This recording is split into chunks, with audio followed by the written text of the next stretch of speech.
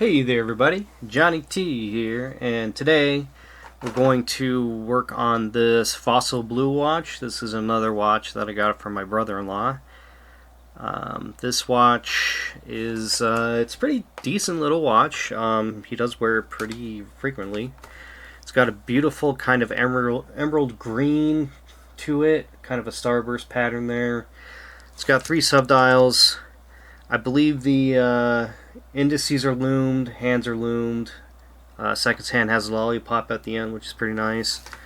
The bezel does rotate.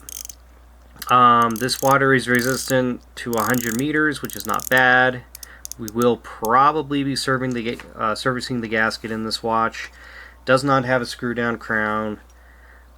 We've got the date for the month over here in the right subdial. The bottom subdial is a 24-hour indicator, and then on the left we have the actual day, so Saturday, Sunday, Monday, etc. So date, day, and then 24-hour. So not a bad watch. We do have a little chapter ring, and then it's got 5-second increments, or perhaps 5-minute increments all around. It's not a bad watch. Stainless steel. It's got a decent little bracelet. It's got a good clasp. And these watches, I want to say, are worth around, I don't know, I think they're around $50 or $40 ish. They're quite inexpensive for what they are, and they're actually not bad watches. They usually use Japanese movements, and yeah, these Fossil Blues are actually quite good, durable little watches that, yeah, for the money you can't really go wrong. So this watch in this condition, if I were going to sell it on eBay, maybe $40. I would clean it up, of course, but yeah, let's get to fixing it, shall we? Also, the size of these are pretty good. I want to say they're usually, I don't know, 42 millimeter, something like that. Oh, whoops, just messed my camera up. Today I'm wearing Eddie's Dive. This is a ceramic bezel insert, sapphire crystal, cyclops. I can't remember. 300 meters water resistance. Can't remember the model, but that's what I've got on right now. It's got the green. I think they call this the Starbucks or something. Anyways, let's get on with this repair. So usually when you pop a pin out, you want to put your finger here so that that spring bar would have flown pretty far actually, and it broke. Awesome. Cool. That happens. So now I have to replace that. I will put this over there for now. Okay, what is the... This is how you know this watch is getting worn, when parts wear out like that. So it's a 20 millimeter spring bar. I feel like I've got some 20 millimeter pins over here. Let me double check and measure. Yeah. Well, it's a little more than 20 millimeter, but it might work. So we'll try and put this guy in. But anyways, we got our bracelet separated. This does use a proprietary bracelet, which is kind of a bummer. You can't put any old strap on it. The lugs are drilled though, which is nice, for what it's worth. So anyways, it's a Fossil Blue. It's a BQ-9204. 100 meters water resistance, all stainless steel. It's got a US patent for the bracelet. That's kind of interesting. But yeah, pretty good watches, these ones. So I'm going to... How do we want to do this? I think I'm just gonna... I don't think the ball is gonna work, so I'm gonna get my handy dandy case opener. Make sure I'm in. Yeah, quick and easy. That was pretty simple. I can finish with the ball now. Okay. Get this case pack off. And what we got here is Fossil Incorporated Hong Kong with a 55.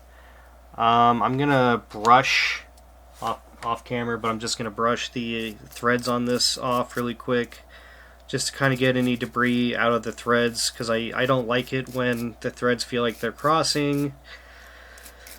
And we want this to go on smoothly. I'm going to grab my blower and just blow that off now.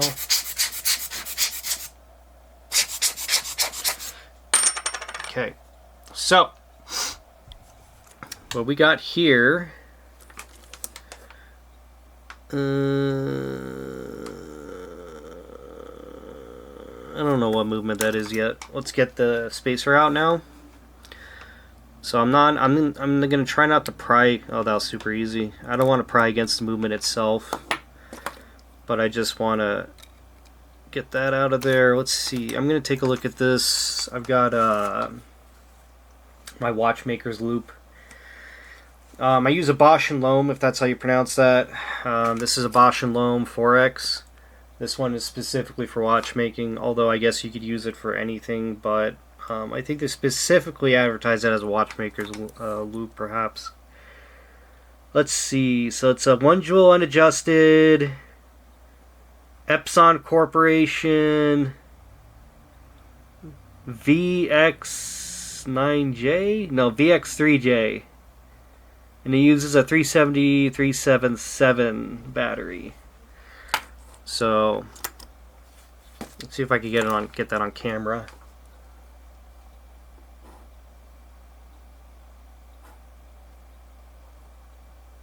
Yeah, it's not. Well, that looks pretty good. I think it's vx3j is what that says. So anyways, I'll double check and put in the the title. So yeah, we're just gonna come in here. I'm gonna use metal tweezers because this battery's dead. That flipped out pretty easy actually. I don't care about shorting this battery.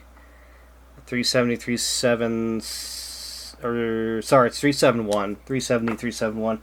I should have one of those right here. This is a pretty common battery in my mind. I feel like I see it a lot. So go ahead and pop that out like so. I like these cases with the flaps because it's really easy. And then you want to get plastic tweezers. You do not want to short your battery. You'll cut the lifespan by a pretty drastic amount if you short it. And then, so I think I just want to, you see there's like a little tab over here, so I want to kind of put it in like so and then push down. This doesn't look like it's going to stay in. I don't even know if this is the right size battery, honestly, for this movement. It seems a little tall in my mind, honestly. And not to mention the spacer was sticking up a bit, so I don't even think this is the right size. Let's see.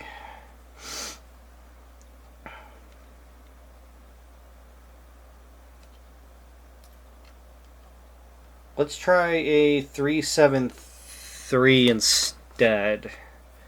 I think a 373 might fit a bit better in there. This one seems too tall. Usually when I might have put the wrong battery in there because I didn't have a 373 at the time. But usually I'll use a different movement if I have to, or a different battery. Okay, this one. These ones are kind of expensive too, now that I think about it.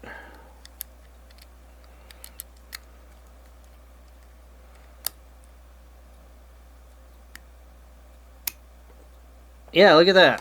Fits right in. So I had the wrong battery installed earlier. But yep, that one clips right in. Seems to be the right one. So it's a 373. Very good. Now we just want to work on this gasket.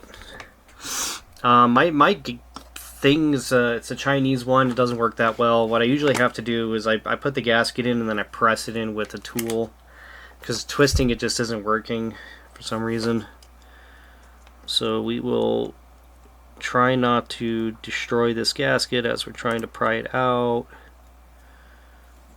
Very good. I'm going to run it through my fingers to just clean it off, get all this debris off, because it usually has some stuff on it.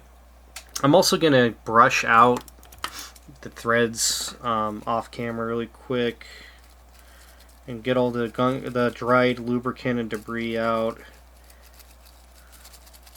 And then I'm going to blow out the watch case.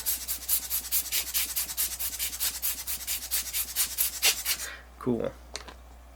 I'm going to leave this here now. Okay, so, where did I put that gasket? Whoa. The heck? Is it right here? Is this one it? No. Oh, I just lost that gasket. Where did I put it? Whoa.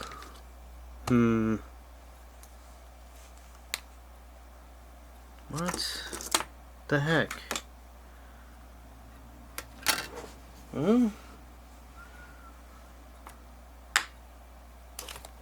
Okay, embarrassing. I don't know where I put that gasket.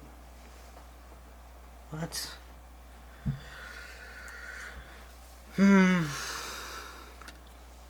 What did I just do? Okay, I grabbed my gasket thing, pulled the gasket out, and put it where? Got my blower. Wow. I think it's right here. I think I just dropped it down here. Is this it?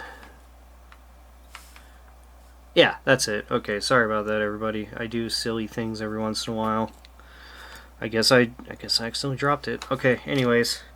So this gasket's still pretty supple. So I'm going to throw it in here, and instead of like twisting this, what I'm doing these days is I'm just pressing the whole gasket into the sealant, and then I flip it, and as you can see, the grease is getting on there, and I just tap it in.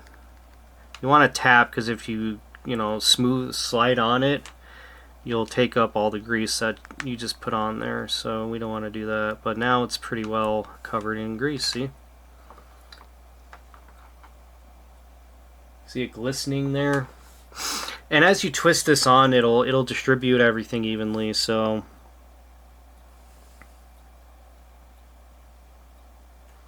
but because this watch has 100 meters of water resistance, we want to make sure and get our grease applied. And then we just want to get the gasket back in its channel. Again, you want to kind of tap so you don't remove all the grease we just applied. Oop, my alarm's going off.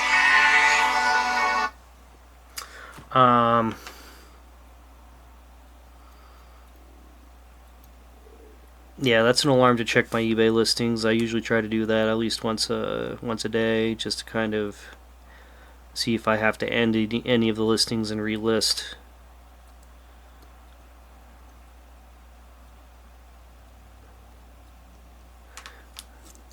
Alright, that looks pretty good.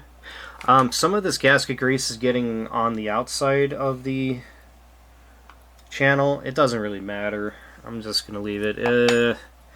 Nah, maybe I should wipe it up. I'll get an old dried out. Oh, that's why I don't want to do that.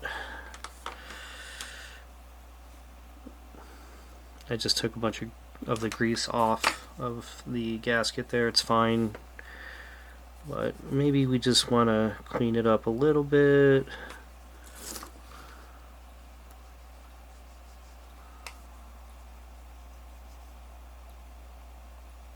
Okay,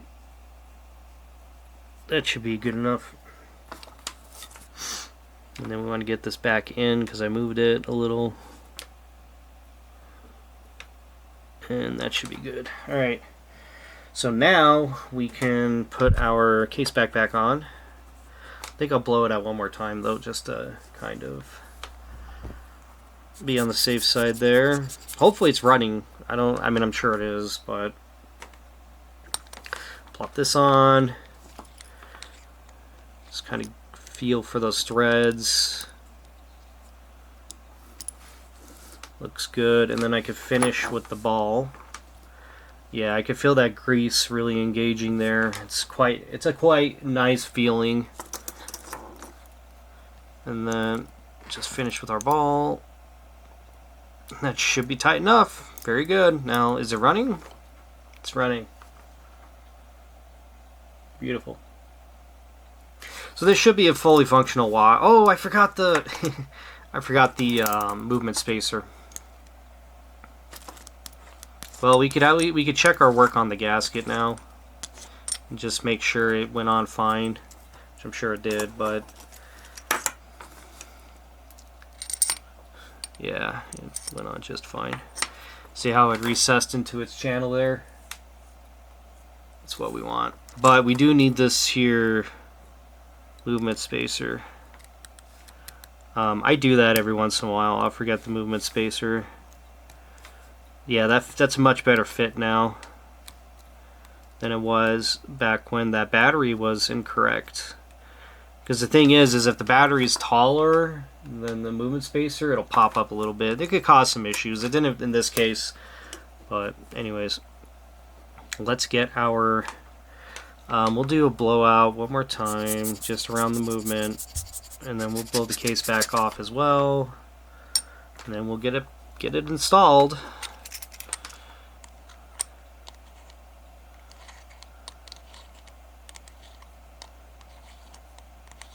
Beautiful. Yeah, that goes on wonderfully. Okay. Now we can finish up with our ball. It prevents you from over tightening. That's the reason why I believe people like using it. And then we'll, well, this is too fat. It won't fit. That's a bummer. What was it? It was 20 millimeters? Is that right? Yeah, 20 millimeters. So maybe this one perhaps would work better, I wonder. No, this one seems like it might be a 21, but we'll try it. Yeah, that's not gonna work either. One moment while I go get my box of spring bars.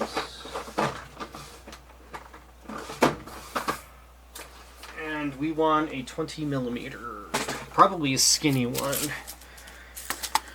So this is what I got this off AliExpress. These aren't the highest quality spring bars in the world, but they work. Especially, I mean, they're nice and thin for stuff like this. So, anyways, 17, 18, 19, and 20.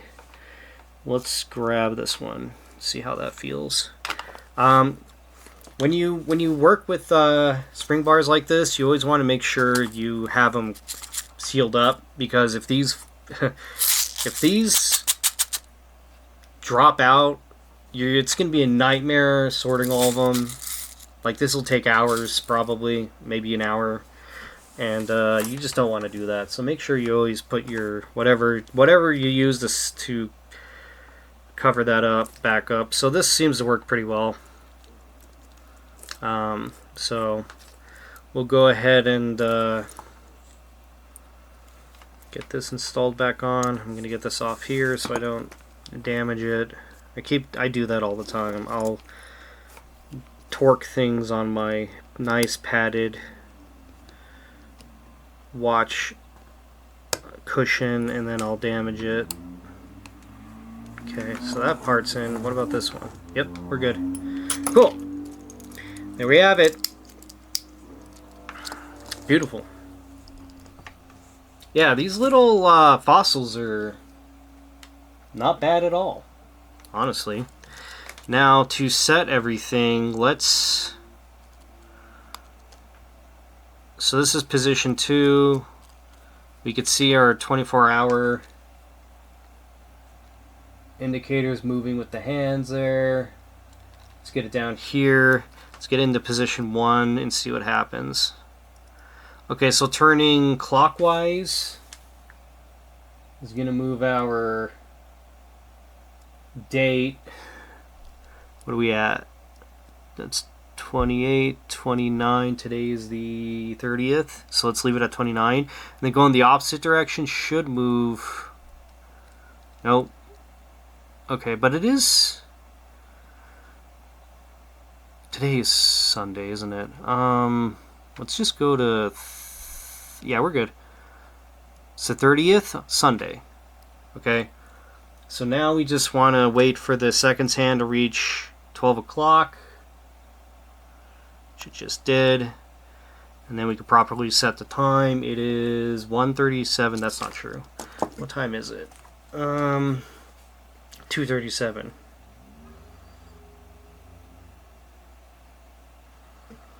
So you usually go to time.gov. And then it is, here it is in Colorado, it's 2:37, so 12, 1, 2, 35, 6, 7. We'll wait till it gets to 2:38. And we're done. There you go. That's set and ready to go back to my brother-in-law. Now let's get dimensions and call it a video. So I thought this was a 42 millimeter, and it's 40 millimeter case size, but to the crown we're looking at 43.4. The lug to lug on these is 49 millimeters thickness. It's going to be pretty thick. Yeah, almost 11 millimeters thick. And then the lug width is, I believe, 20 millimeters. Yeah, 20 millimeter lug width. So there you go. That's how you replace the battery and set the time on your Fossil Blue using a chronograph. And I think most of these are chronographs. I don't think I've ever seen one that wasn't. Somebody has, let me know. I mean, there's a lot of different models, but I feel like every single one of the blues that I've seen has a chronograph, and it's usually these 3 subdials down here, so it uses that same Miyota movement, or whatever that was, Epson movement. Alright, well, thanks so much for watching. If I helped you fix your Fossil Blue, please feel free to like and subscribe. Thought this was interesting, like and subscribe. Yeah, thanks so much, and I'll see you all in the next one.